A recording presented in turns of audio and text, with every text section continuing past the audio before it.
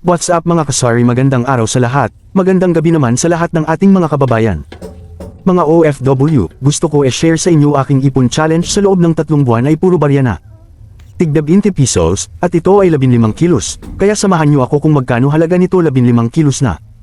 Barya, kaya kung ikaw ay bagong viewers dito sa aking munting channel ay huwag mo kalimutan subscribe at mag-like na rin para hindi mo ma-miss out ang mga ganitong video about sari-sari store. Business. Ready ka na? Simulan na natin. Alam nyo ba mga kasari ay marami nagsasabi na ang hirap daw mag-ipon. At totoo naman talaga yun, lalo na kung ang kita mo ay sapat lang sa pang-araw-araw na gastusin.